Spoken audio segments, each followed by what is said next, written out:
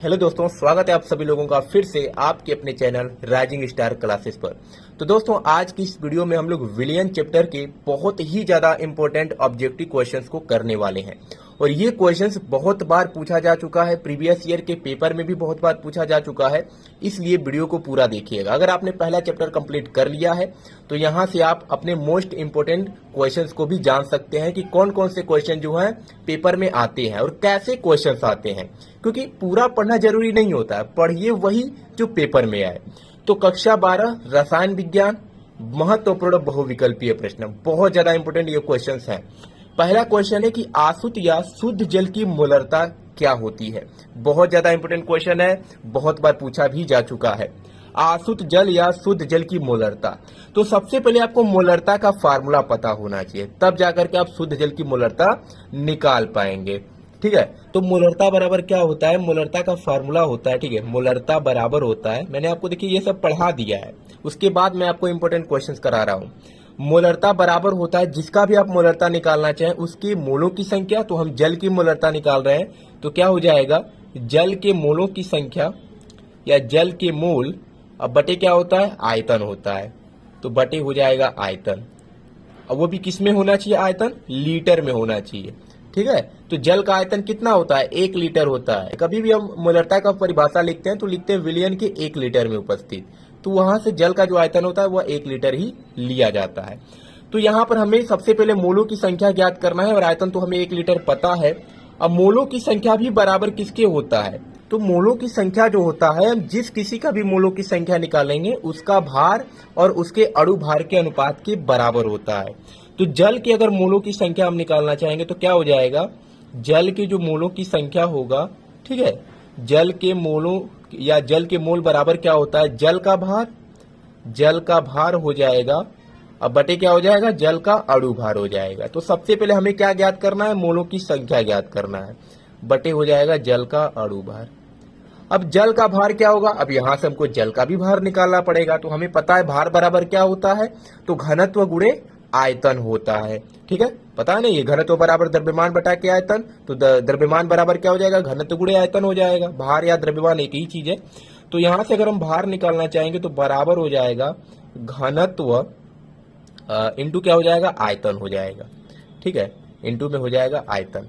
अब हमें पता है कि जो घनत्व होता है वह 1 होता है, और आयतन अभी मैंने आपको बताया क्या होता है, 1 लीटर होता है। ठीक है, लेकिन यहां पर जो भार निकलेगा वह ग्राम में निकलेगा, तो आयतन भी हमको किस में लेना पड़ेगा, मिलीलीटर में लेना पड़ेगा। तो 1 लीटर बराबर कितना मिलीलीटर होता है, तो 1000 मिलीलीटर होता है। तो यहां हम क्या कर देंगे, 1000 का गुणा कर देंगे, तो यहां से जो भार निकलेगा वो बराबर हो जाएगा कितना, 1000 ग्राम। ये हो गया इसका भार, किसका, जल का भार। अब बटे क्या है, अणु भार, तो अणु भार बराबर क्या होता है, तो जो भी इसका सूत्र होगा उसके हम क्या करेंगे, परमाणु भार को निकाल करके जोड़ देंगे, वही होता है अणु भार। अणु भार बहुत पहले ही बता दिया जाता है, जैसे जल का क्या होता है फार्मूला, तो वह होता है H2O, यही होता है। तो क्या करेंगे, H का होता है 1 गुणे 2, यानी कि 2 बार H है, प्लस में ऑक्सीजन का कितना होता है, तो 16, तो यहाँ से कितना मिल जाएगा, 18 मिल जाएगा जल का अणु भार। अब यहाँ पर रख दीजिए, तो जल के मोल बराबर क्या था, जल का भार बटे जल का अणु भार, तो बराबर हो जाएगा, जल का भार कितना मिला है, तो 18 मिला है, अब बटे जल का भार कितना मिला, तो 1000, अब बटे अणु भार कितना मिला है, 18, नीचे क्या है, आयतन, आयतन कितना है, तो 1 है। ठीक है, तो 1 ही हो जाएगा, ऊपर चला जाएगा, गुणा हो जाएगा, वही चीज मिलेगा। ठीक है, तो यहां से अगर इसको हम काटेंगे, 1000 में 18 का भाग देंगे, तो हमें 55.56 इतना उत्तर आएगा। ठीक है, कितना आएगा, 55.56। तो ऑप्शन कौन सा करेक्ट हो जाएगा, तो ऑप्शन नंबर पहला जो है ये सही हो जाएगा कि आसुत या शुद्ध जल की जो मोलरता होता है वह कितना होता है, 55.56 होता है। तो ऑप्शन नंबर ए करेक्ट है। ठीक है, तो आपको समझ में आ गया होगा कि कैसे पहला ऑप्शन करेक्ट है। तो आपको जानना जरूरी है, केवल ऑप्शन को टिक लगाने से नहीं होता है, प्रैक्टिस कीजिए। अगर इस पर आधारित कोई और क्वेश्चन आ जाता है तो कैसे करेंगे, आपको पता रहेगा तब न करेंगे कि मोलरता कैसे निकाला जाता है।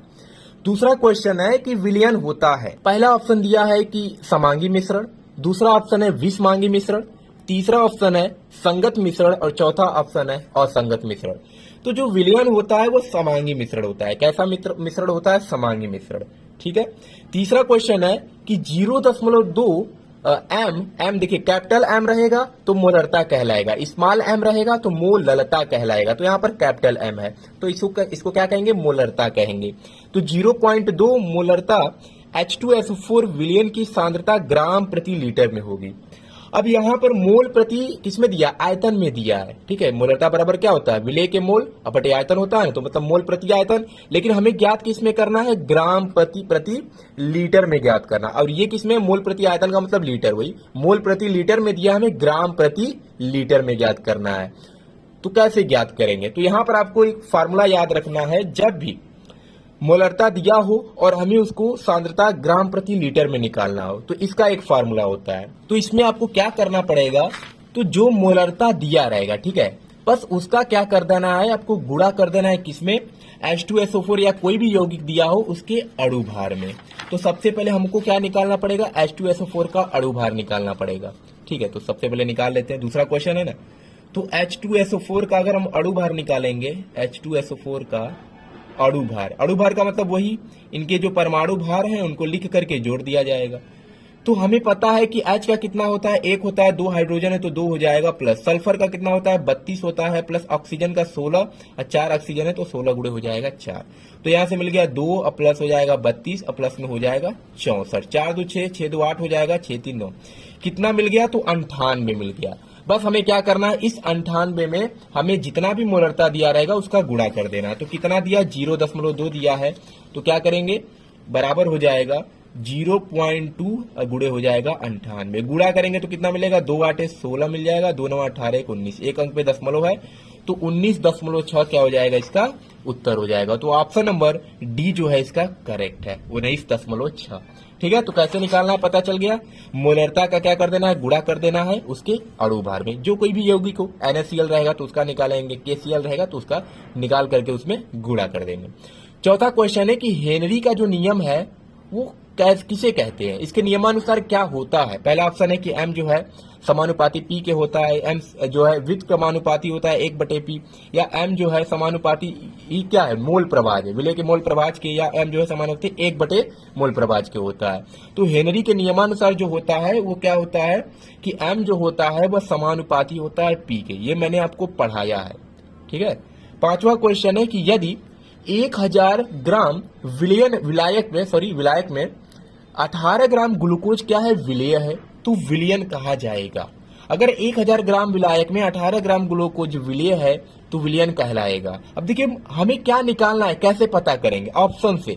ऑप्शन में क्या दिया, मोलर दिया है, मोलर का मतलब मोलरता होता है, कैपिटल M ना देकर के यहाँ पर हिंदी में लिखा है मोलर, तो इसका भी मतलब क्या होता है, मोलरता। तो हमें क्या निकालना है, मोलरता निकालना है। तो मोलरता बराबर फार्मूला मोलों की संख्या बटे विलयन का आयतन। ठीक है, तो सबसे पहले हम मोलरता का फार्मूला लिख लेते हैं इसमें भी। तो मोलरता बराबर क्या होता है, ठीक है, वही चीज है। तीसरा क्वेश्चन नहीं, कौन सा है, पांचवा है ना, पांचवा क्वेश्चन है। तो यहां पे हो जाएगा पांचवा क्वेश्चन, मोलरता बराबर होता है, मोलरता विलेय के मोलों की संख्या। ठीक है, विलेय के मोल अब बटे क्या होता है, आयतन, वो भी किस में होना चाहिए, लीटर में होना चाहिए। ठीक है, अगर मिलीलीटर में लेंगे तो 1000 का गुणा करना पड़ जाएगा। तो विलेय के मोल देखिए सबसे पहले हमें निकालना पड़ेगा। तो विलेय का जो भार दिया है वो 18 ग्राम दिया है, और मोलों की संख्या कैसे निकलता है, भार में अणु भार का भाग देना पड़ता है। ठीक है, तो विलेय का भार कितना है, 18 ग्राम है, तो यहाँ पर लिख लेते हैं, जो भार दिया गया है वो बराबर दिया है 18 ग्राम, और विलेय में हमें क्या दिया है, ग्लूकोज दिया है। तो ग्लूकोज का जो मोलर द्रव्यमान होता है, ठीक है, ये पता होना चाहिए, ग्लूकोज का मोलर द्रव्यमान तो कितना होता है, 18 होता है। ठीक है, तो क्या हो जाएगा, मोलों की संख्या बराबर हो जाएगा, यहाँ पे भार दिया है 18 बटे अणु भार भी दिया है 18, नीचे क्या होता है, आयतन। तो आयतन में देखिए 1000 दिया था ग्राम, तो 1000 ग्राम का मतलब क्या होता है, 1000 मिली, और 1000 मिली में कितना लीटर होता है, तो 1 लीटर होता है, तो नीचे हो जाएगा 1, और यहाँ से हल करेंगे तो कितना आ जाएगा, इसका उत्तर 1 आ जाएगा। तो ऑप्शन जो होगा वो ऑप्शन नंबर पहला करेक्ट हो जाएगा, 1 मोलर। तो 1000 ग्राम विलायक में अगर 18 ग्राम ग्लूकोज विलय होता है तो विलयन क्या कहा जाता है, 1 मोलर कहा जाता है। ठीक है, चलिए अगला क्वेश्चन देखते हैं। अगला क्वेश्चन है कि यदि 0.1 मोलर AgNO3 तथा 0.1 मोलर NaCl विलयनों के समान आयतनों को परस्पर मिलाया जाए तो नाइट्रेट आयनों की सांद्रता क्या होगी? तो इसका जो करेक्ट ऑप्शन है वह क्या हो जाएगा? ऑप्शन नंबर तीसरा 0.05। ठीक है। अगला प्रश्न है कि एक मोलल विलयन में विलय का मोल प्रभाज कितना होता है? बहुत ज्यादा इंपॉर्टेंट क्वेश्चन है। एक मोलल विलयन में विलय का मोल प्रभाज कितना होता है? ऑप्शन ए दिया 0.009, ऑप्शन दूसरा दिया 0.018, तीसरा 0.027 और चौथा ऑप्शन है 0.045। अब यहाँ पर आपको समझना है कि एक मोलल विलयन का मतलब क्या होता है। तो एक मोलल विलयन का मतलब होता है कि एक मोल उपस्थित है 1000 ग्राम विलायक में। देखिए यही सब आपको समझना है। कौन सा क्वेश्चन है? तो क्वेश्चन नंबर 6। ठीक है, क्वेश्चन नंबर 6 है एक मोलल विलयन। एक मोलल विलयन, एक मोलल विलयन का मतलब होता है कि विलय का जो है एक मोल उपस्थित है किसमें? 1000 ग्राम विलायक में। तो हमें विलय का तो मोल पता चल गया।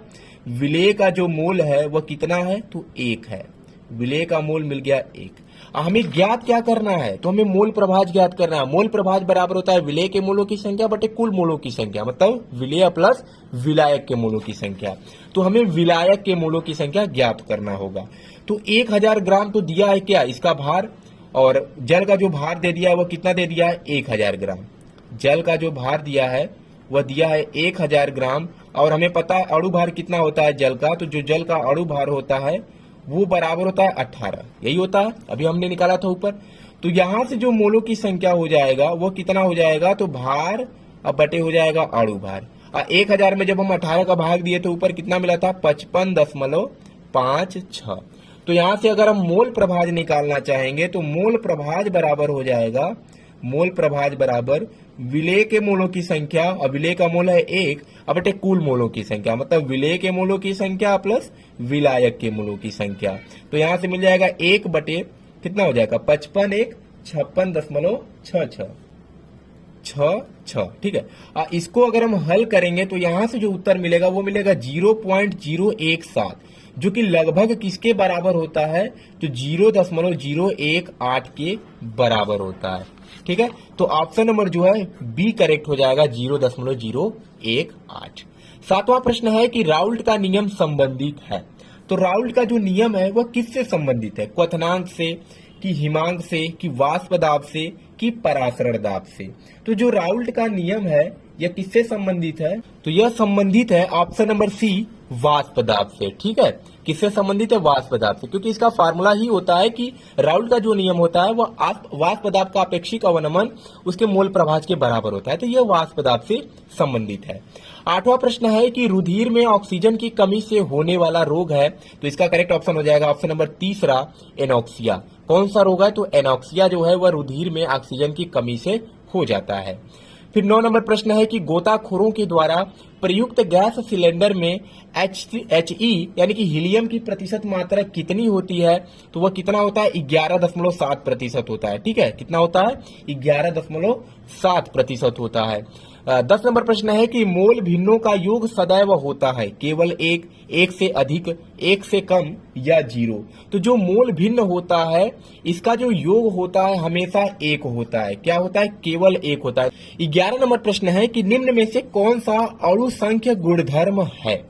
पृष्ठ तनाव है, कि श्यानता है, कि परासरण दाब है, कि प्रकाशिक सक्रियता है? तो इनमें से जो अणु संख्य गुणधर्म है आपको पढ़ाया गया, उसमें वाष्प दाब का अपेक्षिक अवनमन था, क्वथनांक में उन्नयन, हिमांक में अवनमन और परासरण दाब था। तो ऑप्शन सी करेक्ट हो जाएगा। यही क्या है? तो अणु संख्य गुणधर्म है। बाकी ये सब अणु संख्य गुणधर्म के अंतर्गत नहीं आते हैं। किसका वाष्प दाब न्यूनतम होगा? अब देखिए ऐसे क्वेश्चंस भी पेपर में बहुत पूछे जाते हैं, और मैं भी कम से कम 5 से 6 क्वेश्चन इस प्रकार का लेकर के आया हूं। इसमें आपको क्या करना है? आयन के माध्यम से बताना है। आयन, ठीक है, जिसमें ज्यादा आयन होगा वो अधिक होगा, जिसमें कम आयन होगा वह कम होगा। मतलब सब कुछ किस पे डिपेंड है? आयन पे डिपेंड है। जैसे दिया है कि किसका वाष्प दाब न्यूनतम होगा। आप देख सकते हैं यहाँ पर सभी में 0.1 मोलर दिया है। तो वाष्प दाब किसका क्या पूछा है? न्यूनतम होगा। ऑप्शन ए दिया है बेरियम क्लोराइड विलयन, बी दिया है फिनॉल विलयन, सी दिया है सुक्रोज विलयन और डी दिया है सोडियम क्लोराइड विलयन। अब सबसे पहले हम क्या पता करेंगे कि किसमें आयन अधिक है। तो बेरियम क्लोराइड में अगर देखते हैं तो Ba के पास +2 आयन होता है, Cl के पास 1 आयन होता है, तो इसके पास कुल मिलाकर के 3 आयन है। फिनाइल के पास कोई आयन नहीं होता है, सुक्रोज के पास कोई आयन नहीं होता है, और सोडियम क्लोराइड के पास कितना होता है, Na के पास 1 होता है और Cl के पास 1 होता है, तो इसके पास 2 आयन होता है। तो किसका वाष्प दाब न्यूनतम होगा, जिसका आयन सबसे ज्यादा होगा। तो किसका ज्यादा है, बेरियम क्लोराइड का। तो ऑप्शन पहला करेक्ट हो जाएगा, 0.1 मोलर बेरियम क्लोराइड विलयन का जो वाष्प दाब होगा वह न्यूनतम होगा। वाष्प दाब में अवनमन जो होता है वह सबसे अधिक किसमें होगा, तो इसमें भी हम क्या पता करेंगे कि किसका आयन ज्यादा है। तो यूरिया का तो होता ही नहीं है, ग्लूकोज का होता ही नहीं है, बेरियम का कितना हो जाएगा, 3 हो जाएगा, तो इसका कितना हो जाएगा, तो दिया है MgSO4, तो Mg के पास कितना होता है, +2। अब यहाँ पर -2 होता है, तो अगर दोनों बराबर हो जाएगा तो क्या लेंगे, केवल 1 ले लेंगे, तो यहाँ पे हो जाएगा 2। तो ऑप्शन नंबर तीसरा करेक्ट हो जाएगा, 0.1 m BaCl2। ठीक है।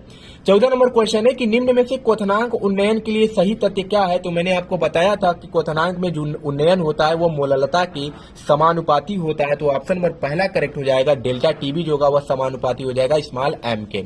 अगर कैपिटल M होता है तो उसको मोलरता कहते हैं। ठीक है, याद रखिएगा, मोललता को स्मॉल m से प्रदर्शित करते हैं। 15 नंबर प्रश्न है कि निम्न में से किसके जलीय विलयन का क्वथनांक जो होगा वह अधिक होगा। तो इसमें भी हम क्या करेंगे, आयन सबसे पहले निकालेंगे। तो ग्लूकोज में कोई आयन नहीं होता है, NaCl में 2 होता है, CaCl2 में कितना हो जाएगा, तो Ca के पास कितना होता है, +2, और Cl के पास कितना होता है, 1 होता है, तो इसके पास 3 हो जाएगा और इसके पास कोई आयन नहीं होगा। तो सबसे ज्यादा किसमें है, CaCl2 के पास है। तो ऑप्शन नंबर क्या हो जाएगा, तीसरा करेक्ट हो जाएगा। CaCl2 के जलीय विलयन का जो क्वथनांक होता है वह सर्वाधिक होता है। ठीक है। 16 नंबर क्वेश्चन है कि किस सूत्र द्वारा मोलल उन्नयन स्थिरांक की गणना की जा सकती है।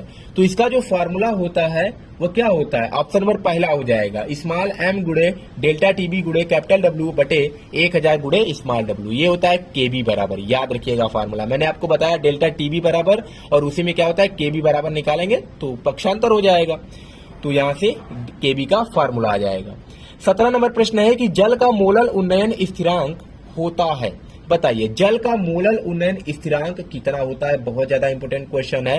तो इसका जो मोलल उन्नयन स्थिरांक होता है वह 0.52 केल्विन प्रति मोललता होता है। क्या होता है, 0.52 केल्विन प्रति मोललता। ये सब क्वेश्चन आपको याद रखना है, जिसका उत्तर मैं डायरेक्ट आपको बता रहा हूँ, और जो मैं आपको सवाल लगा करके बता रहा हूँ उसको समझिए, क्योंकि उस पर आधारित दूसरा भी क्वेश्चन आ सकता है। 18 नंबर प्रश्न है कि निम्न के 0.1 मोलर जलीय विलयन मोलल विलयन में न्यूनतम हिमांक किसका है। तो ये भी देखिए आयन वाला क्वेश्चन आ गया। पहला है potassium sulphate, sodium chloride, urea और ग्लूकोज। तो पोटेशियम सल्फेट के पास कितना आयन होगा, तो पोटेशियम सल्फेट का जो फार्मूला होता है वो होता है K2SO4। तो K के पास 1 आयन होता है, SO4 के पास 2 आयन होता है, तो इसके पास 3 आयन हो जाएगा।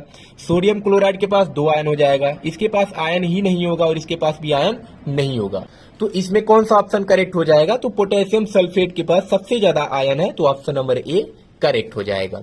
19 नंबर प्रश्न है कि सबसे अधिक परासरण दाब निम्न के 10% जलीय विलयन का होगा। तो वही चीज है, आयन वाला। ग्लूकोज के पास कोई आयन नहीं होता, यूरिया के पास भी कोई नहीं होता, सुक्रोज के पास भी कोई आयन नहीं होता, और पोटेशियम सल्फेट के पास अभी मैंने ऊपर आपको बताया कितना होता है, 3 होता है, तो किसी के पास कोई आयन ही नहीं है। तो ऑप्शन नंबर चौथा ही करेक्ट हो जाएगा, पोटेशियम सल्फेट। ठीक है, तो बस देखना है कि किसका आयन अधिक है, बस वही हमारा ऑप्शन करेक्ट हो जाएगा। 20 नंबर प्रश्न है कि किसी विलयन का परासरण दाब किस संबंध द्वारा प्रदर्शित किया जाता है। तो इसका फार्मूला होता है पाई बराबर CRT। तो देखिए कौन सा फार्मूला है, तो अगर C नीचे आएगा तो पाई बाई C बराबर हो जाएगा R इंटू टी। तो ये हो जाएगा ऑप्शन नंबर चौथा, पाई बटे C बराबर हो जाएगा क्या, R इंटू टी। तो ऑप्शन नंबर जो डी है यानी कि चौथा नंबर है, ये करेक्ट ऑप्शन है। 21 नंबर प्रश्न है कि समान ताप पर किन विलयनों के जो युग्म है वह समपरासारी है। तो पहला, दूसरा, तीसरा, चौथा ऑप्शन देख सकते हैं, ये भी आयन वाला ही क्वेश्चन है। इसका उत्तर आपको कमेंट बॉक्स में बताना है कि कौन सा ऑप्शन करेक्ट होगा, क्योंकि मैंने इस पर बहुत सारे क्वेश्चंस आपको करा दिया है। ठीक है।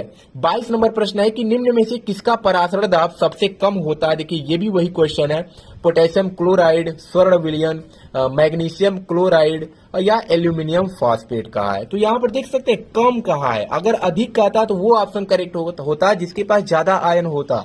कम कहा है तो वो ऑप्शन करेक्ट होगा जिसके पास आयन ही नहीं होगा या सबसे कम आयन होगा।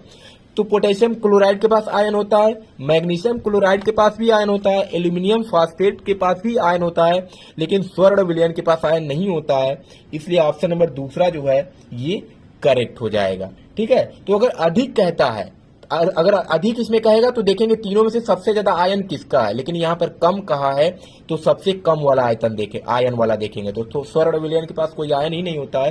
तो ऑप्शन नंबर जो दूसरा है वो करेक्ट हो जाएगा। ठीक है, 23 नंबर प्रश्न है कि निम्न विलयनों में सर्वाधिक परासरण दाब है। अब देखिए यहाँ पर सर्वाधिक कहा है तो वही देखेंगे जिसका आयन सबसे ज्यादा होगा। तो KCl के पास K के पास 1 होता है, Cl के पास 1 होता है, तो 2 हो जाएगा। ठीक है, दूसरा ऑप्शन है कि एक NH4 का होल त्रोआई PO4, तो NH4 के पास +1 होता है और PO4 के पास -3 होता है, फॉस्फेट के पास -3 आयन होता है, तो इसके पास 4 आयन हो जाएगा। BaCl2 में क्या हो जाएगा, तो Ba के पास +2 होता है, Cl के पास -1 या 1 आयन लेना है, प्लस माइनस नहीं लेना है, तो यहाँ पे 3 हो जाएगा। और यहाँ पे C6H12O6 यानी कि ग्लूकोज, इसके पास कोई आयन ही नहीं होता है। तो सबसे ज्यादा आयन किसके पास है, ऑप्शन नंबर दूसरा। तो ऑप्शन नंबर दूसरा जो है ये करेक्ट हो जाएगा। ठीक है, तो यहाँ पर सर्वाधिक बोला था इसलिए वो करेक्ट होगा जिसके पास आयन ज्यादा होगा। और इस क्वेश्चन में कहा था किसका परासरण दाब कम होगा, तो वो करेक्ट होगा जिसके पास आयन सबसे कम होगा। यही सब आपको बस ध्यान देना है। 24 नंबर प्रश्न है कि 180 ग्राम जल में जल के कितने मोल होते हैं। ऐसा क्वेश्चन मैंने आपको कराया था अभी पीछे, सेम वैसे ही करना है। इसमें भी क्या करना है, आपको जल के मोल बताना है। तो मोलों की संख्या बराबर क्या होता है, भार बटे अणु भार। तो 180 ग्राम भार दे दिया है, अणु भार निकाल लेंगे, तो यहां से इसका जो करेक्ट ऑप्शन हो जाएगा वो कौन सा हो जाएगा, ऑप्शन नंबर तीसरा 10 मोल। 180 दिया है भार बटे अणु भार 18 होगा, 180 में 18 का भाग देंगे कितना हो जाएगा 10, तो 10 मोल आ जाएगा। लास्ट क्वेश्चन है 25 नंबर की निम्न में से विलयन का कौन सा गुण जो है अणुओं की संख्या पर निर्भर नहीं करता है, वाष्प दाब अवनमन, हिमांक अवनमन, पृष्ठ तनाव या परासरण दाब। तो ये अलग दिख रहा है पृष्ठ तनाव, तो यही ऑप्शन क्या हो जाएगा, करेक्ट हो जाएगा। ये अणुओं की संख्या पर निर्भर नहीं करता है, क्योंकि अणु संख्या गुणधर्म में वाष्प दाब, हिमांक अवनमन और परासरण दाब और क्वथनांक उन्नयन ये सब चीजें आती हैं। ठीक है, तो इसलिए तीसरा ऑप्शन क्या हो जाएगा, करेक्ट हो जाएगा पृष्ठ तनाव। तो दोस्तों आज की इस वीडियो में मैंने आप लोगों को 25 क्वेश्चन कराया है और ये 25 क्वेश्चन बहुत ज्यादा इंपॉर्टेंट क्वेश्चंस हैं। ठीक है, इसको एक बार फिर से देख लीजिएगा इस वीडियो को, क्योंकि ये सारे क्वेश्चंस प्रीवियस ईयर के पेपर में पूछे जा चुके हैं और बहुत बार रिपीट होते हैं। मैंने आप लोगों को पहला जो चैप्टर वह कंप्लीट करा दिया है, उसके बाद मैंने आपको ये ऑब्जेक्टिव क्वेश्चंस कराया। अब इसके बाद अगले वीडियो में मैं आपको सब्जेक्टिव क्वेश्चन कराऊंगा। ठीक है, तो सारे क्वेश्चन मैं आपको बताऊंगा कि कौन कौन से क्वेश्चन पेपर में आते हैं, कैसे कैसे क्वेश्चन आते हैं और कौन कौन सा क्वेश्चन बहुत बार रिपीट होता रहता है। तो ये सारे क्वेश्चन बहुत बार पेपर में आ चुके हैं, इसलिए आपको इसको तैयार कर लेना है। इसका जो PDF है वो आपको टेलीग्राम चैनल पे मिल जाएगा और टेलीग्राम चैनल का जो लिंक है इस वीडियो के डिस्क्रिप्शन बॉक्स में मिल जाएगा, जा करके उसको ज्वाइन कर लीजिए। वहां पर आपको जो भी यहाँ पर चीजें पढ़ाई जाती है वहां पर आपको प्रोवाइड कर दिया जाता है, उसका जो नोट्स होता है। ठीक है, तो चलिए मिलते हैं नेक्स्ट वीडियो में एक नए टॉपिक के साथ, तब तक के लिए धन्यवाद।